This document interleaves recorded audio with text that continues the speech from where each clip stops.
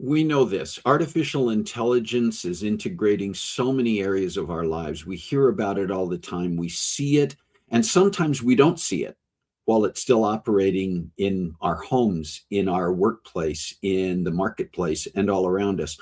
Well, we're going to be doing a little bit to share today, and it's a follow up on an episode that we had on here a few weeks back. In fact, it was during the time that I was gone, and Karissa and Christopher had an episode about artificial intelligence. There was so much to cover, they didn't get to all of it. So we're going to be talking about it a little bit more today, and we want you to join the conversation. So put on the brakes, grab a cup of coffee, and join the conversation, because it is time for Coffee Breaks with Steve.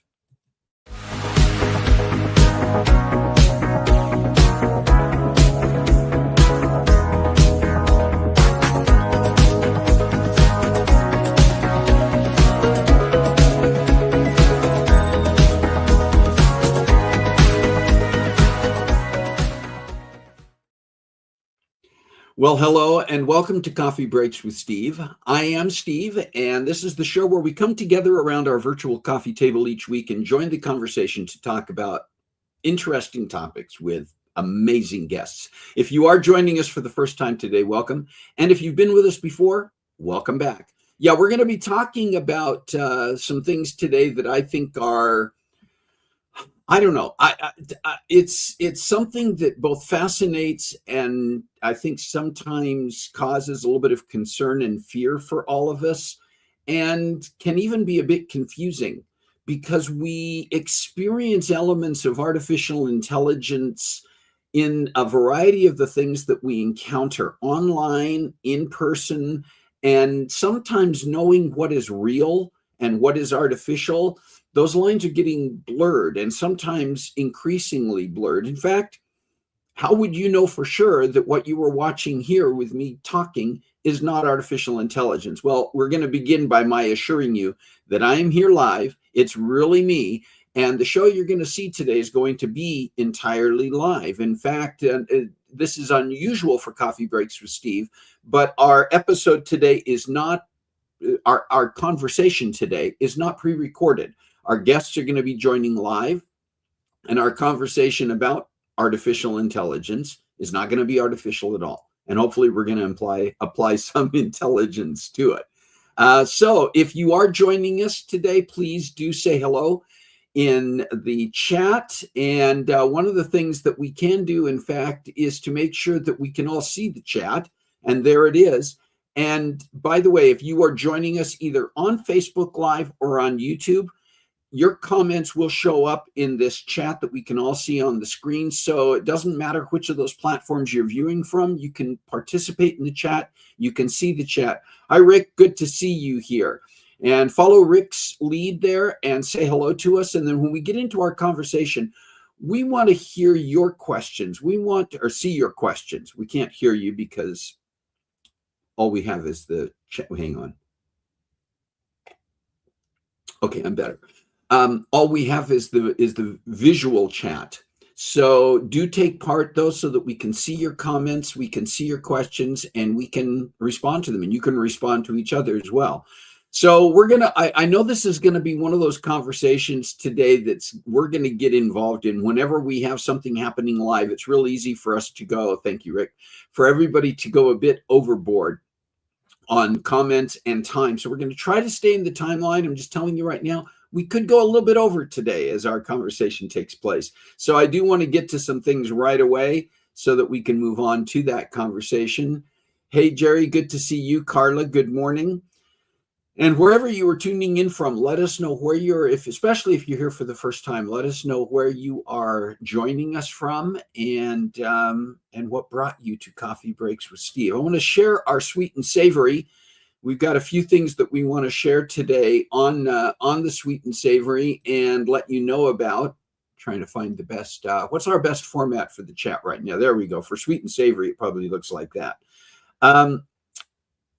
What's coming up this week? We all know if you're in the United States, in America, in the United States of America, this coming Thursday is our Thanksgiving. Thanksgiving is a holiday that is observed in a number of countries, but it's not the same as it is in the United States. Different countries observe their Thanksgiving at different times on the calendar. It's very often in the fall, I think, but ours comes up this coming Thursday. And so I'm interested if you want to share what everybody eat. That's right, Chris.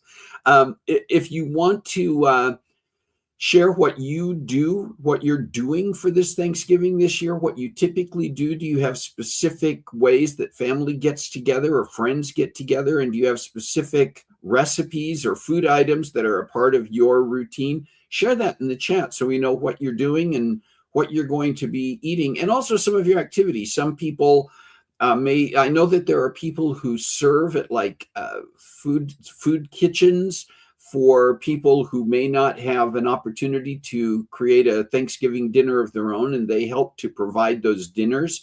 I know of people who their whole Thanksgiving day is around watching sports on TV. Others, it's about the fact that family's together and has an opportunity to share. What are your plans, and where are you going to be, and what are you going to be doing on that day? All right. Also, what happens the day after Thanksgiving is another one that has become something of a tradition in our country. It's called Black Friday. And it can actually also be called Freaky Friday, I think, if you get out there and try to do any shopping. I think there's a lot more opportunity now to do that online which again ties into our topic today because a lot of that is generated by AI.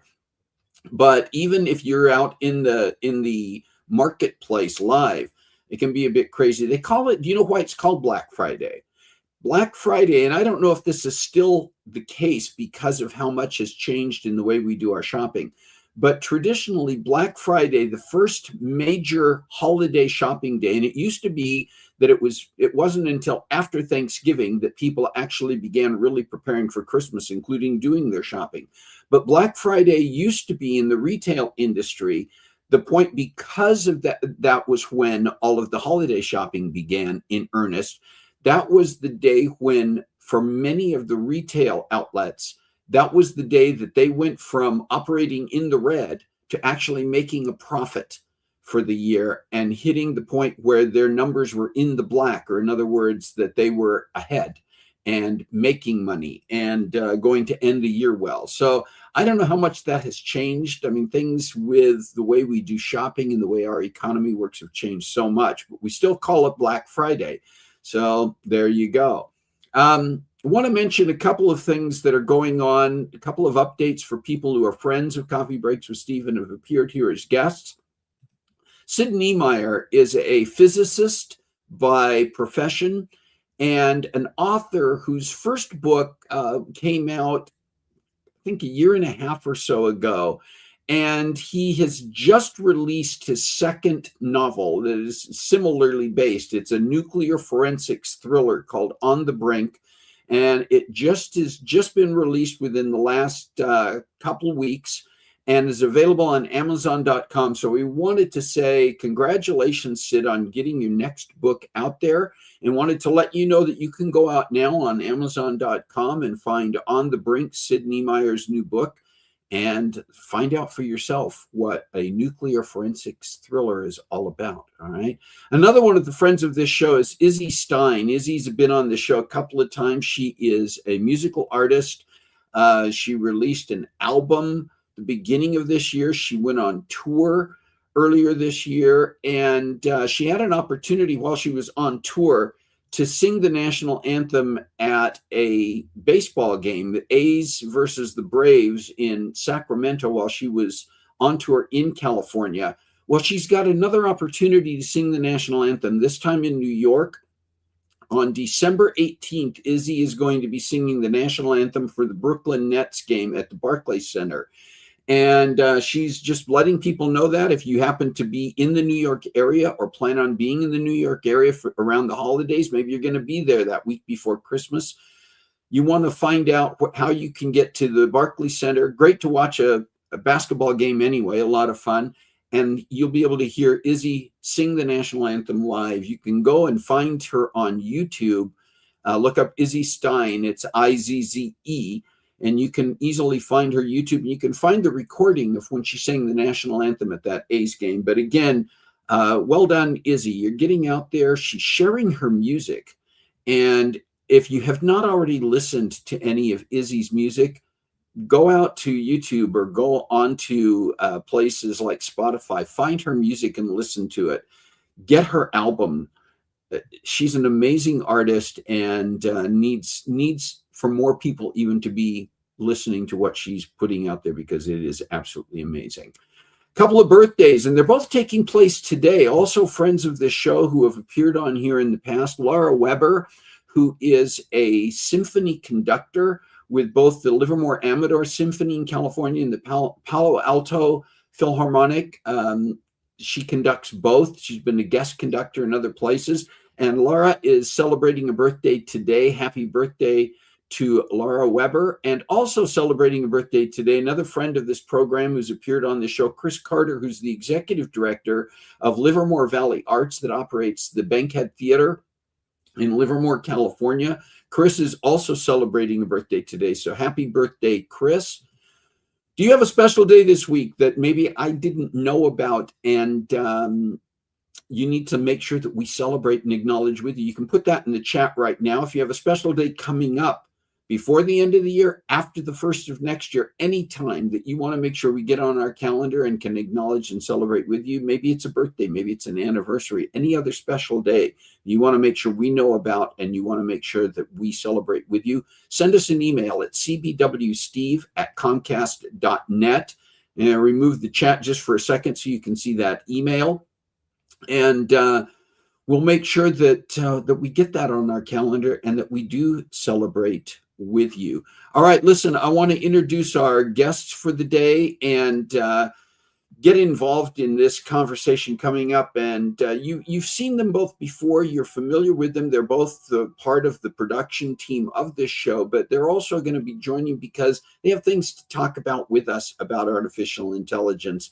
Karissa has been on here before, and there you are behind the chat. I got to move the chat a little bit. Yeah. There you are. Now we can see your face, Karissa, Wheelock, and then also Christopher Glavan, who is one of our producers. Karissa is also our director, and Christopher's one of our producers. They've both been on here before.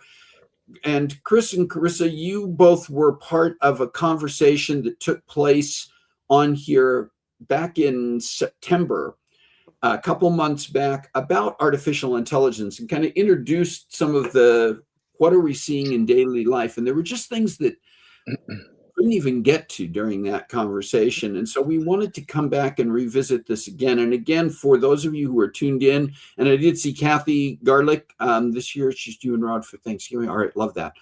I don't love the fact that it's just you and Rod, but I love hearing from people what you're going to be doing.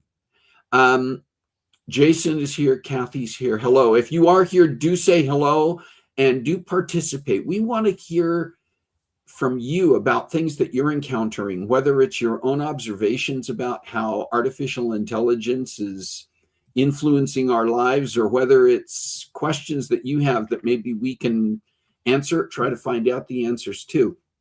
So Karissa and Chris, thanks for being here. You know, when you joined the conversation or led the conversation a couple of months back, there were some great comments. There were some great topics that were brought up.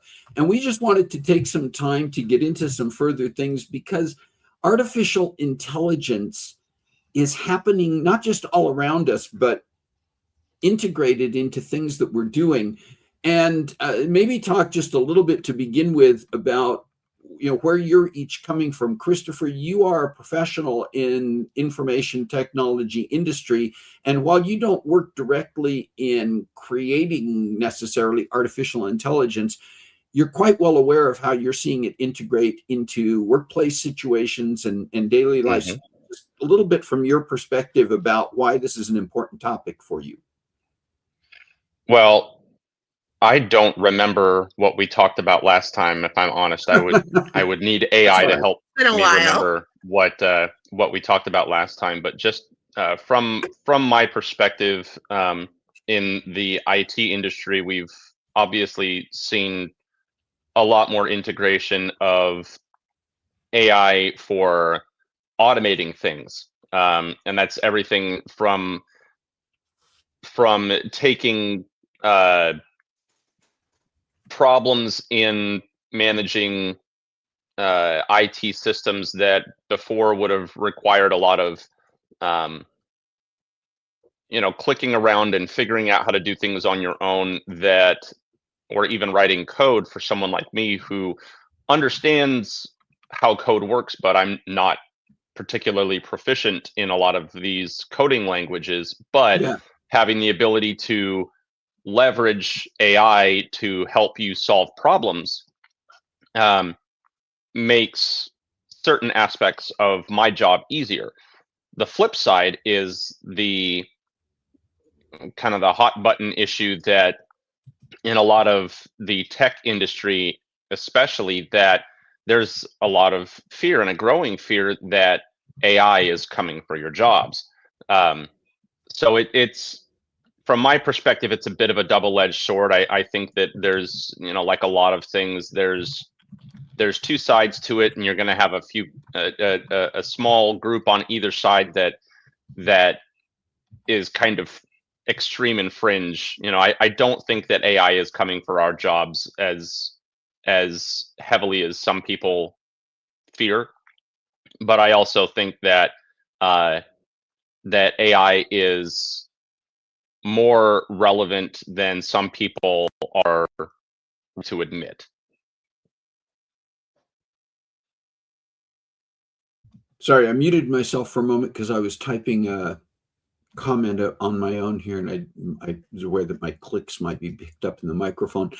Karissa, you come from a different perspective in that you do not work in the IT field per se, but both you and I, we've talked about this before, that we both have dabbled in some AI products and platforms. In fact, I will go so far as to say this because I think it's funny. As we were, kind of thinking about this episode and preparing for it, I typically, in anytime I'm going to be having a conversation with guests, I come up with some proposed talking points. And I thought, what are some of our talking points? And just for kicks, I went into Chat GPT and I gave it some background. I said, hey, I'm going to be doing, basically what I said was, hey, I'm going to be presenting an episode, video podcast episode about how artificial intelligence is integrating our daily lives. And I'd love to get some good talking points that we could consider that include how we're seeing artificial intelligence in our homes, in our families, in our workplace, in the marketplace. And maybe some of the things, provide some things that might be controversial as well. I'm going to be talking to 2 other people in a panel about this. What do you have? And I just plug that in. And because I've used Chat GPT for other things at times to refine biographies or look up information for coffee breaks, it came back and said, well, for an upcoming Coffee Breaks with Steve episode, like it already knew that, which is a little bit freaky.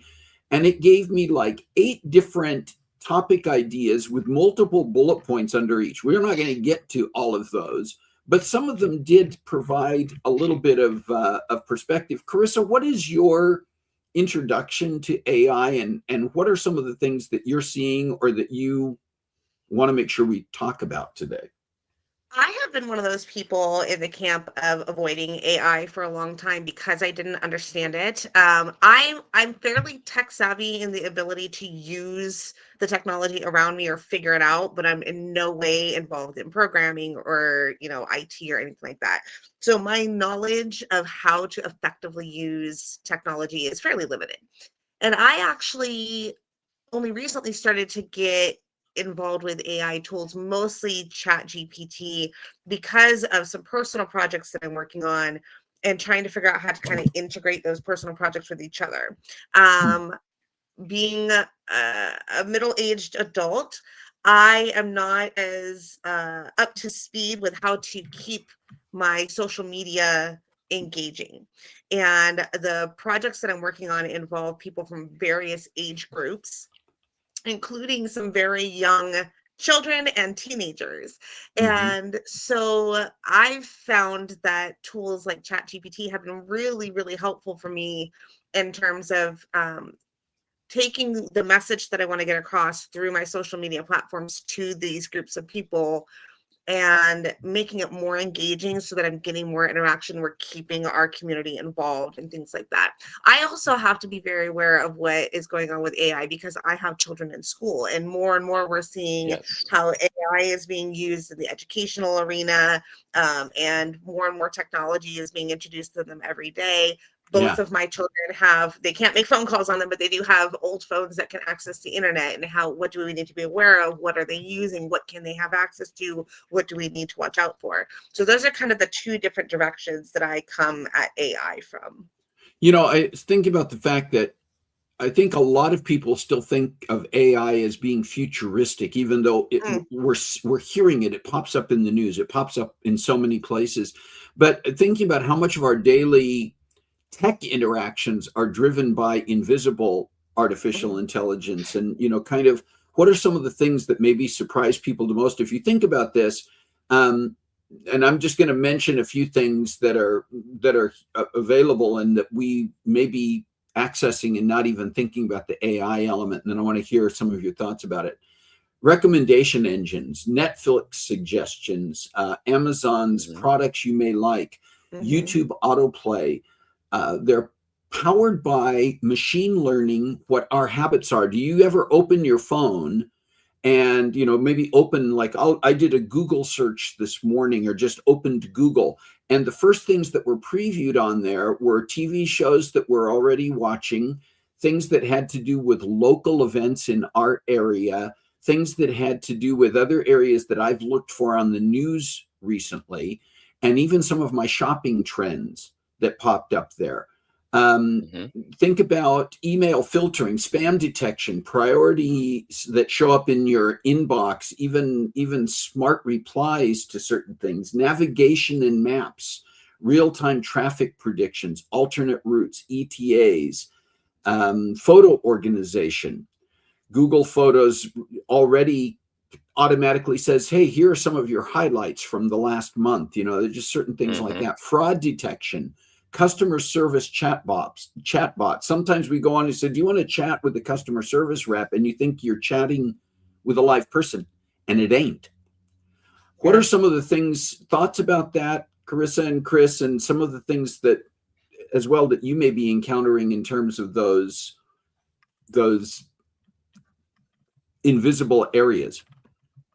I think it's really funny. Like, you think invisible, and you don't really, it's like, oh, how invisible can it be? But there are certain things that are AI that I just take for granted, that I don't even actively think about as AI. How long has GPS been around for? How long have I had vehicles or phones that have been enabled with GPS? Have I ever considered it to be AI? No, never thought about it until I looked at our list of talking points. I'm like, oh yeah, that would be AI, wouldn't it?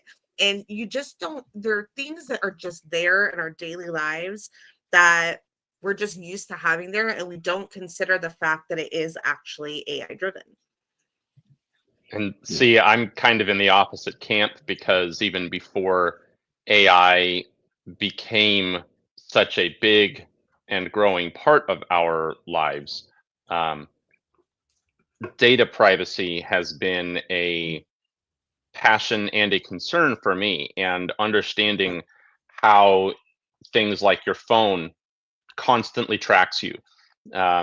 You know, linking accounts online, your social media accounts, your YouTube, your, you know, even people who use Netflix or another streaming service, or even, you know, someone like myself, who I have the ability and the desire to self-host a lot of the things that other people use online. So, for example, I have all of my um, collection of movies and TV shows on a home media server that is basically Netflix, but just for my home. And there are different flavors that you can choose. And one of the reasons that I chose the flavor of self-hosted media service that I did is because another one that was very popular at, well, still very popular, started having built-in features that would automatically track what you've watched and share that recent watching history with other people that you befriended on that platform, and people that were linked to you through other accounts that also then link back to that same media service. And so it's been very front of mind for me for a long time, just how integrated all of these things are, and just how much of a profile about you is built behind the scenes without your knowledge, without your understanding, in some cases without your permission. So there's not a lot of things for me that that I go, oh, I wonder if that's AI, or it didn't even occur to me that that was AI. I just kind of assume already that anything that could be AI in the background is, you know, or is at least moving more towards that, because the companies that are really good at leveraging AI are the ones who understand how to use it, and how to, it's not replacing things for them, they're using it to make that process easier.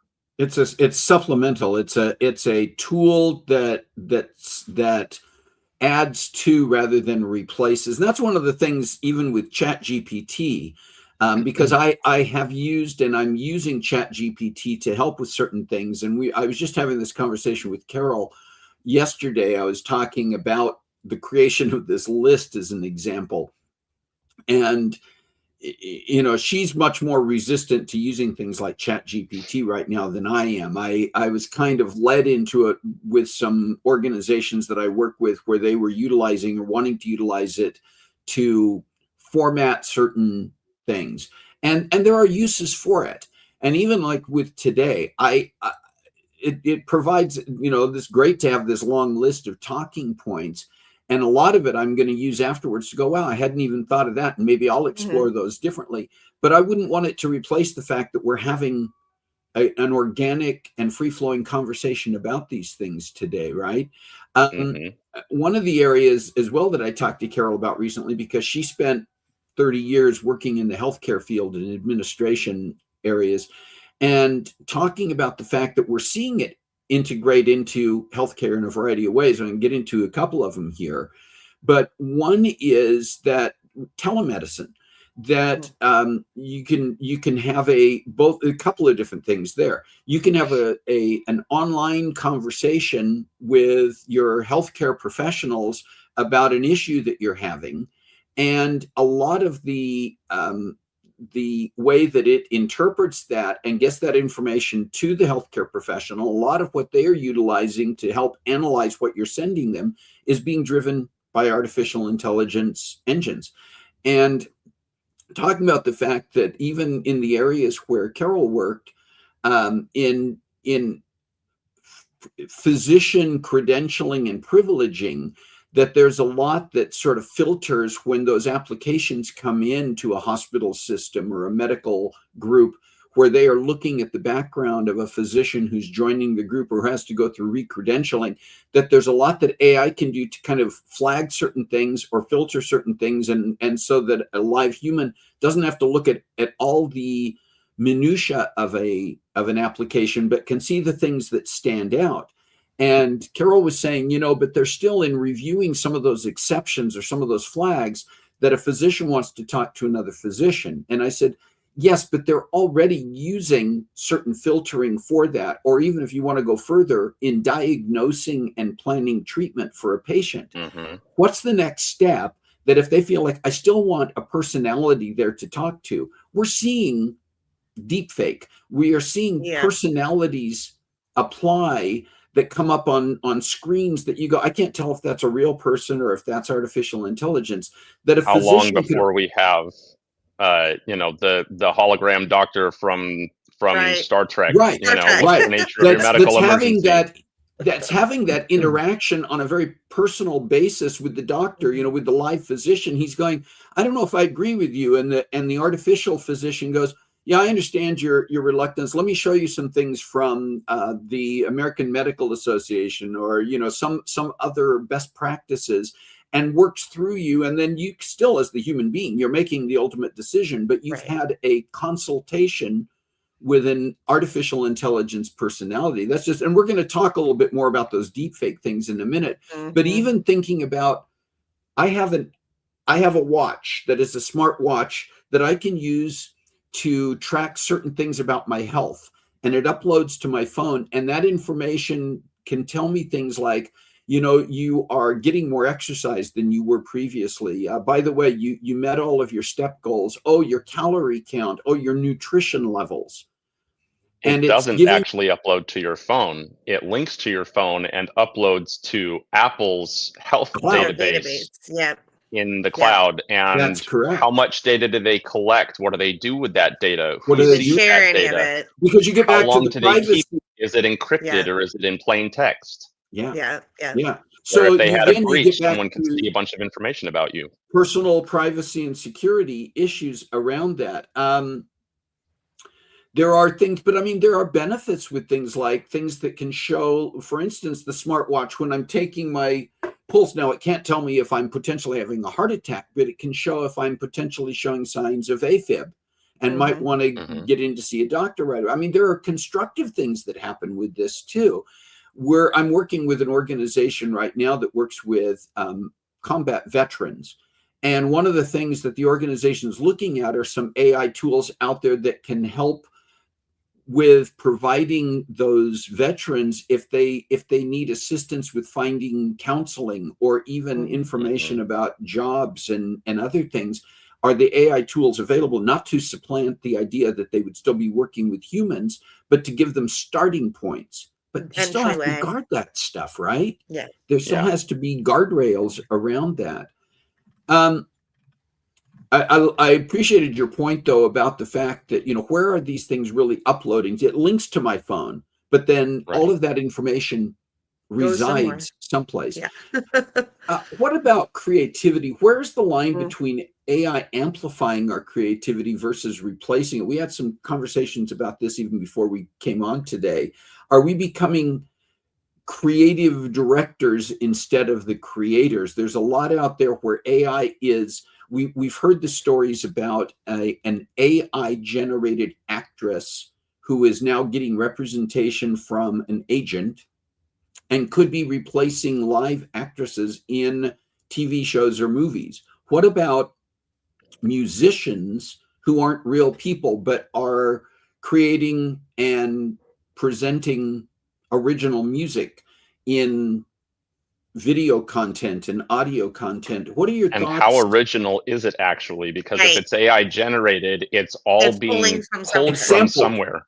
Yep. It's It's sampled. taken from, I mean, it has to. That's the other thing with AI is that it's not originated out of nowhere. All images, all audio, all text responses come from some originating source. Yeah. Just like computer programs in general, they're only as smart and only as capable as what's been put into them. Now you got another element with AI in that artificial intelligence, by one of its characteristics, is supposed to be self-learning, and you see that in science fiction movies in its worst case scenarios. But what about the creativity aspects? This is where I get on a soapbox, so I'm going to try not to get too off the rails with this. But as somebody who grew up in an artistic family, we're a performing family. We have actors and actresses in our family. We have filmmakers in our family. Anybody who, there's not a lot, but anybody who follows me on Facebook knows that I follow a lot of musicians very closely and I'm very invested in their successes. And for me, this is where I get frustrated with AI, because not only have we seen in recent years a lot of situations where artists are having to sue for rights over their work that's being stolen by Right. AI and used by AI, and then other people are claiming it as their own when it's really AI generated based on other works that have already existed. But we're also seeing, where we get back to the deep fakes, there have been situations, even just in recent months, where deep fake videos have been created and almost ruined people's performers' careers. In some industries, there are very strict rules about what the artists can and can't do. For example, in Korea, with Mm-hmm. K-pop, the companies that are managing the K-pop idols, one of the things that they have like rules about interactions with the opposite gender and things like that, just because they want these people to be presenting a professional appearance and things like that. So there are rules about this, and there have been deep fake videos of idols using slanders, of making racist remarks, of sexual impropriety and things like that, and it's all turned out to be deep fakes. But in the process of this, these artists are getting hurt. Their professions are getting hurt. Their ability to continue working is being hurt. So when it comes to the arts, I think that's one of the areas that's probably the primary area for me personally that I'm against AI being used at all, because it takes away so much from these people who put in so much. Art is personal. Any kind of art is very personal, and when we're taking away from the personal creations that people have made and meshing it together with other things or claiming it as your own, it destroys so much of what art's supposed to be. Yeah, Chris. And beyond that, and I'm thinking about, there was a recent ruling legal ruling, somebody brought a suit against one of the big AI companies, and a judge ruled that using books to train AI models is considered fair use. Well, so the way that AI actually works, for anybody who doesn't know this already, is the people in charge of creating the AI model. It's technically it's called a large language model, and they pull information from all over the place, from the darkest corners of the web, and you can filter the information, but the more you have to filter that information, the harder you have to work and the more time it takes. And in the meantime, people want the newest, latest, and greatest, so there's some pressure to continue to release newer models with better features and access to updated information, because the world is constantly evolving and changing and growing. There's always new information out there. But, and Jerry's right, we used to call it Big Brother, now it's AI. But all of that data is used to train the AI models that we use, like ChatGPT and Grok and all of these names that we're familiar with. It's all based on a gigantic database of information. The problem that you run into is, number one, where is that information coming from? It used to be that you could get access to books, digitally published books, scientific publications, doctoral theses.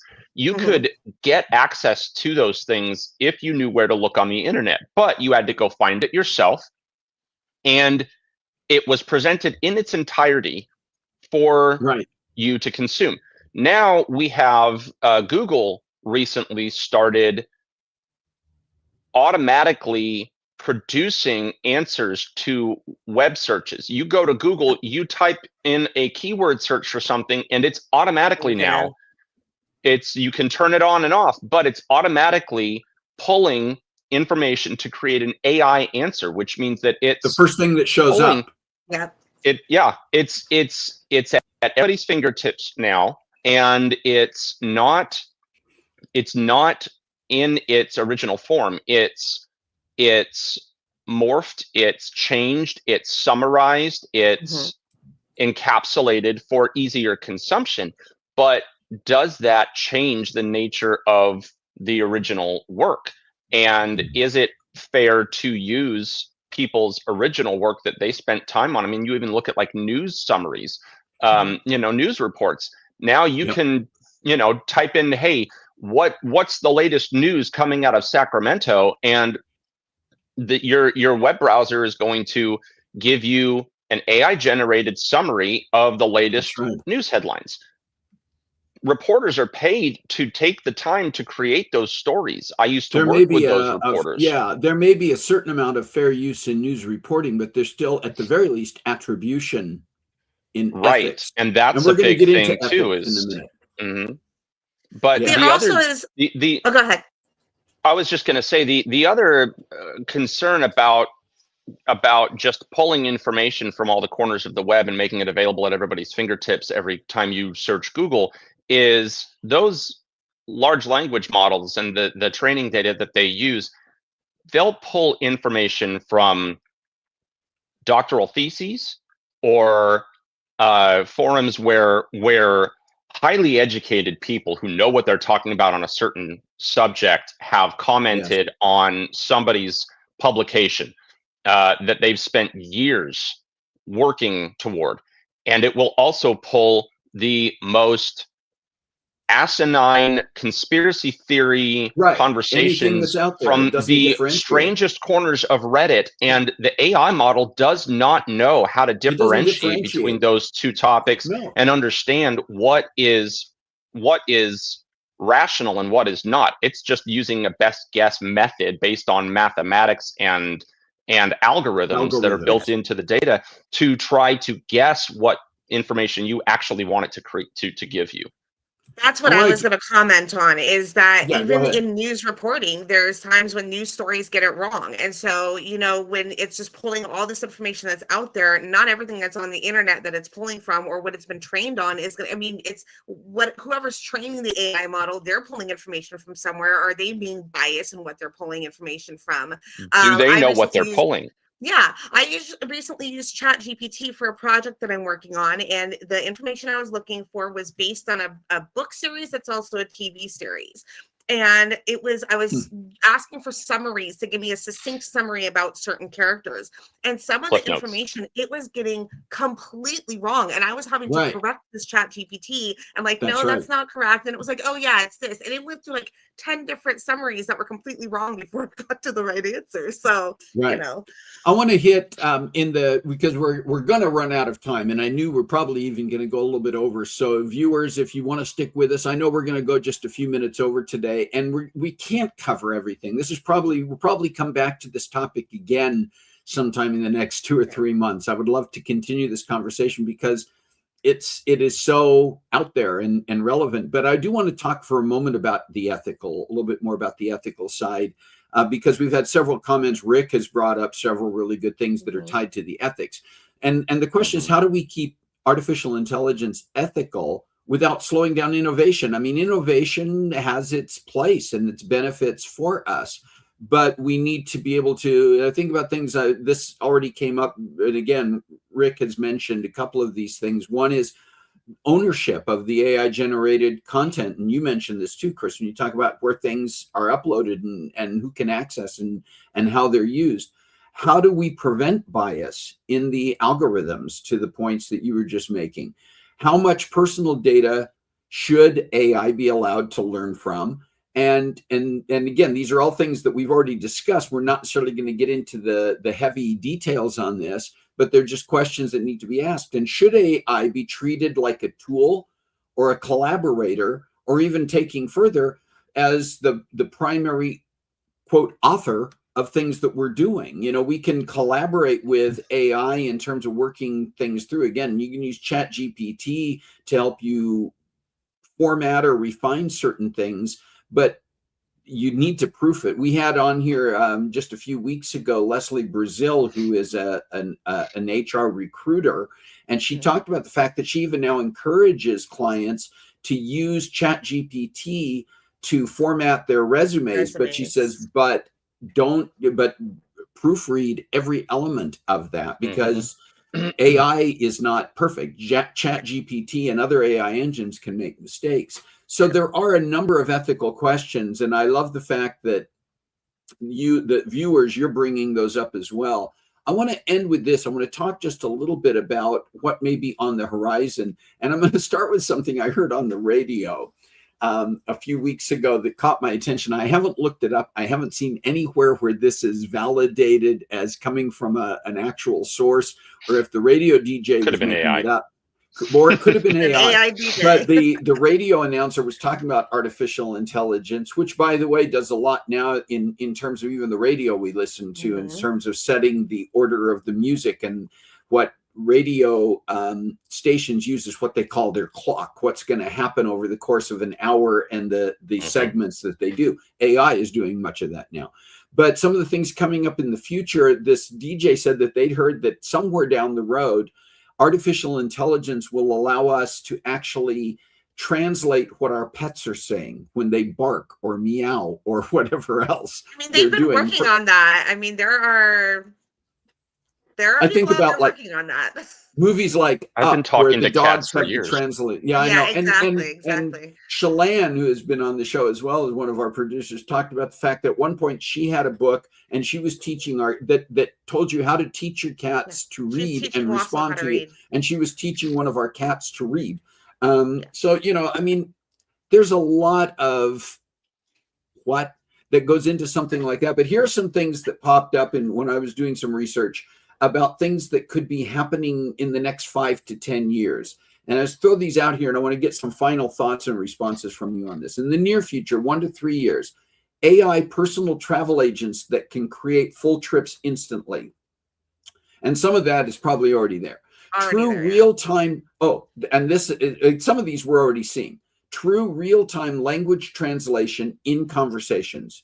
And that's happening. There are apps that will allow you to open a microphone, set the language you're translating from, and it will try to. Now, again, I'm going to get to you in just a sec, Chris.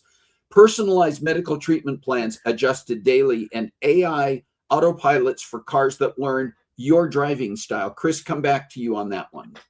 I was just going to mention that they've even got glasses now. They have, smart glasses are starting to become a thing, and right now a lot of them still look kind of clunky because they're trying to do everything that your phone does.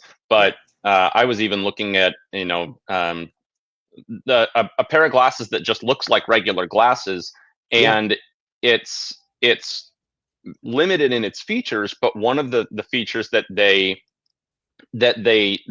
champion with this is that linked to your phone, and with your phone's microphone, you can get real-time translation on the screens in your lenses. So and is it real-time Meta translation?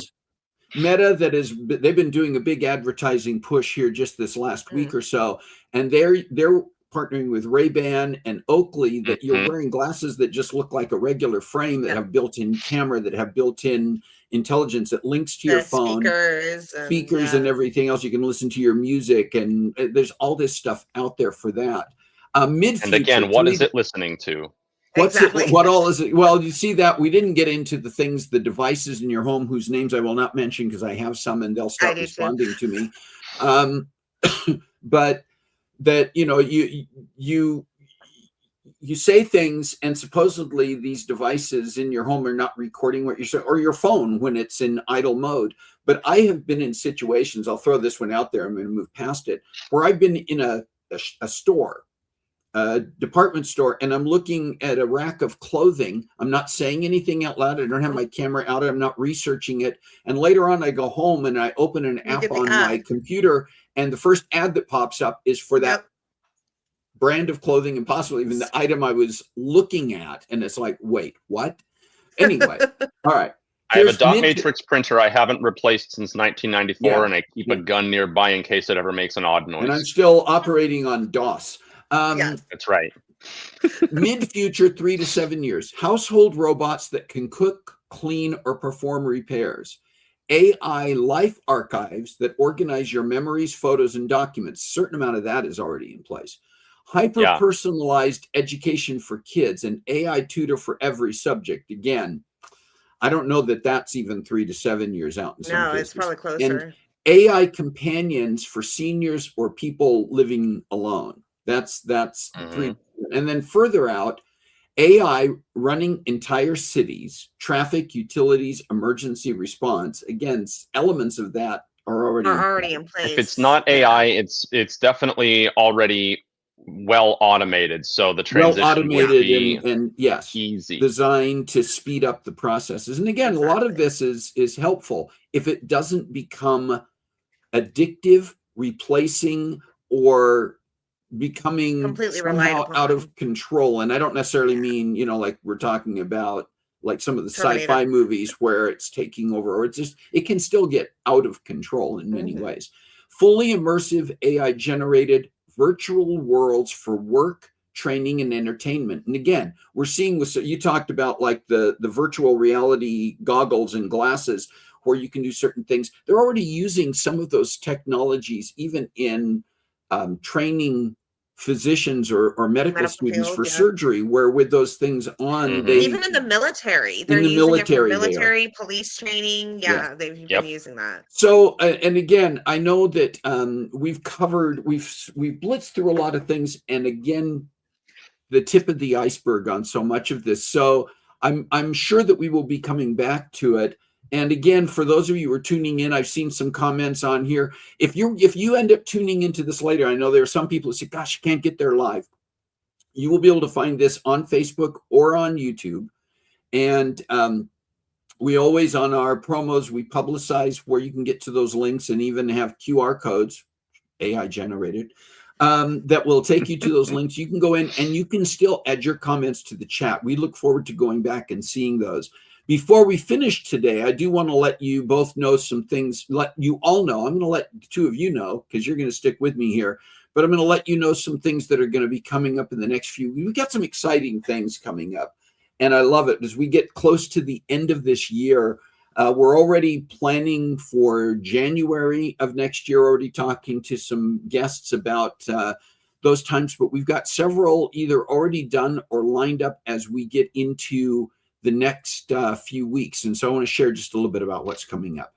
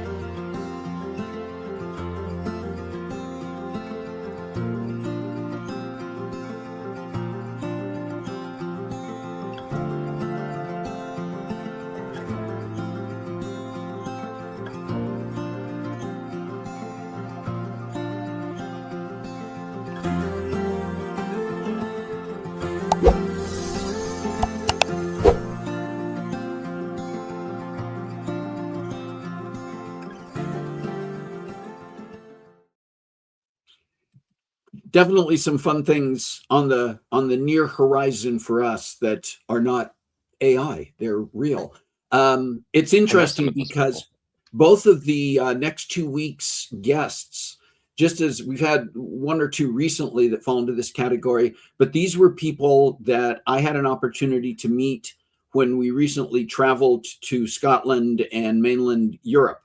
And I always look for opportunities when I'm in these places. If I meet somebody who I think has an interesting story to say, this is what I do. Would you be willing to share your story on this show? And I'm always impressed, humbled, and appreciative of the fact that how many of our guests have come from situations where it's just been, either an introduction from someone like you, Karissa and Christopher and others in our inner circle, but also some of our viewers have made introductions to people. And I encourage that you continue to do that. You saw that little image come up saying, please let us know your thoughts and your ideas. And I always want to encourage that, because for me, that's an important aspect of this. But Katalin Till, who's in Budapest, Hungary, is a tour guide and tour director there who grew up during the time that Hungary was still under communist rule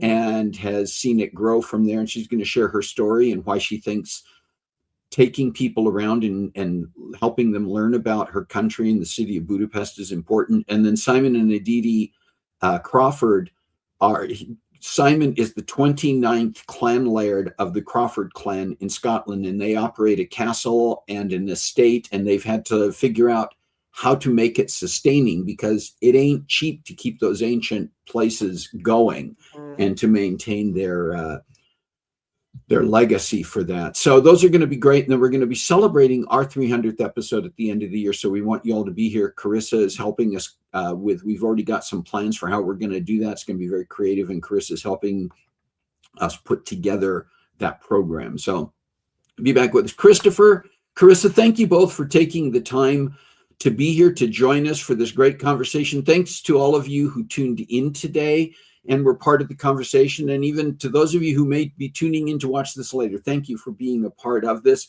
There's a lot that goes on in our world with and without artificial intelligence. And it's important that we understand the things that are happening around us, to us, for us, through us, whatever it might be, and do the things that we need to make sure that we are still empowered and empowering ourselves to touch lives, to do the things that will allow us to continue to have a great society and a great culture. So please find a way to make a difference in your world this week.